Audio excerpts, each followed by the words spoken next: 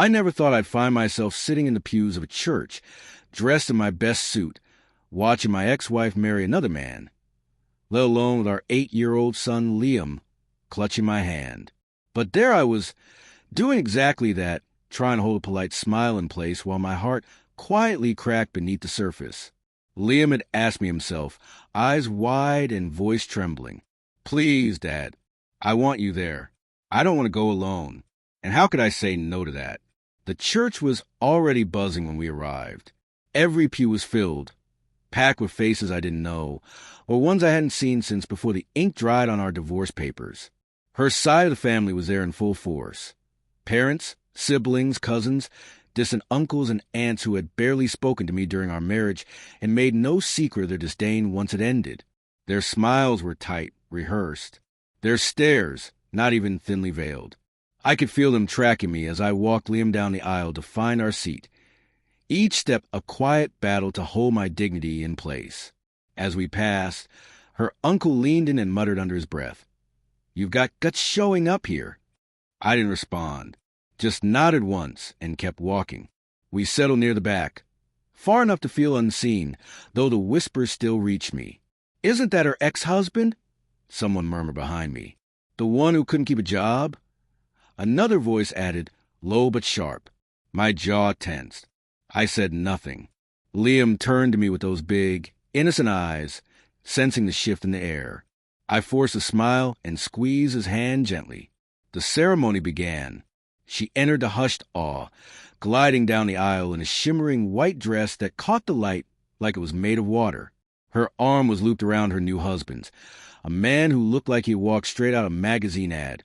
Expensive suit, confident smirk, and the exact kind of smug charm her parents always seemed to admire. The man with the flashier job, the fancier car, the loaded charm, the version of success they'd always quietly measure me against. I clapped when the others clapped. I even mustered a smile when Liam asked for a photo, because I couldn't let him see the weight pressing down on me. But the glances didn't stop. The murmurs grew bolder. At the reception, things only got worse. While I stood alone by the buffet table, her mother walked up beside me. She barely looked at me when she said, "I suppose you're just here for free food." It took me a moment to gather my words. "I'm here for Liam," I said quietly. He asked me to come. She didn't respond, just gave a dismissive sniff and turned away, already forgetting I existed. For a moment, I nearly left. Every cell in me wanted to grab Liam, walk out, and never look back. But I saw him, laughing, dancing, chasing after cousins with frosting on his cheeks and joy in his eyes. And I couldn't do it. I couldn't take that away from him. So I stayed, off to the side, away from the family photos. I was never invited to join. I didn't want to be in them anyway, but the pointed exclusion hit harder than I expected. Even the DJ made some cheap joke about exes who just don't know when to leave. The crowd erupted in laughter. I didn't. Liam eventually ran up to me, grinning wide, a piece of cake in his tiny hands. "Dad, I got you one," he beamed.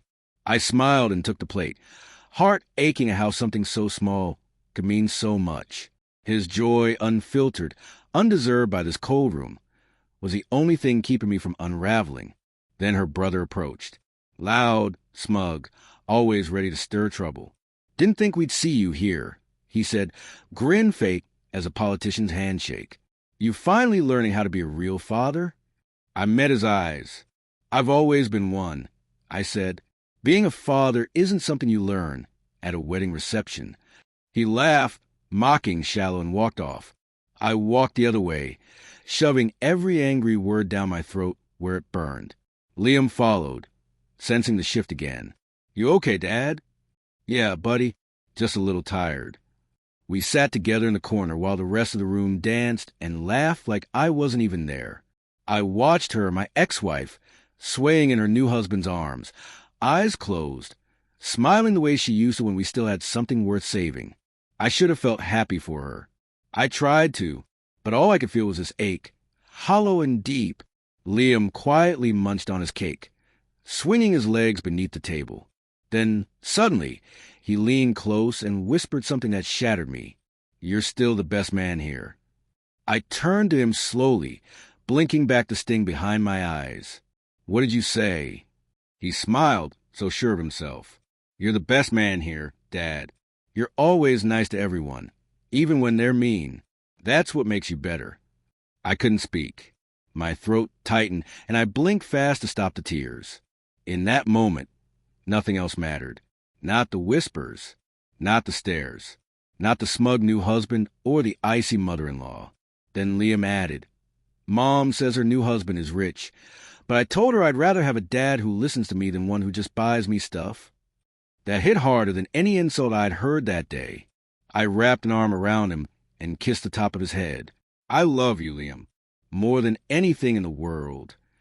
"I know," he said, like it was the simplest truth in the universe. "That's why I wanted you here." And in that moment, everything shifted. I didn't belong at that wedding. I didn't belong to her family anymore. But I belonged to him, this brave little boy who still saw me as his hero. We sat there in comfortable silence. The music played on, the laughter carried across the room, but none of it touched me now. I was anchored in something deeper, something real. Eventually, Liam looked up and asked, "Can we go now?" "Yeah," I said, smiling. "Let's go home." We stood and walked out together. Some guests turned to watch us leave. A few whispered. Others just stared. But I didn't care. Liam's small hand was locked tightly in mine, and that was all I needed. As we reached the car, he looked up at me and said, "That was a weird party. I laughed the first time that day." "Yeah, it was. But I'm glad you came." "So am I, buddy. So am I." The drive home felt different, lighter, not because the day had gone well, it hadn't, but because I had something none of them could touch. Not the insults, not the judgment, not the past. I had the love and trust of my son, and in his eyes, I wasn't a failure. I wasn't the ex-husband. I wasn't a man who didn't measure up. I was his father, his safe place, his best man, and in that I found peace.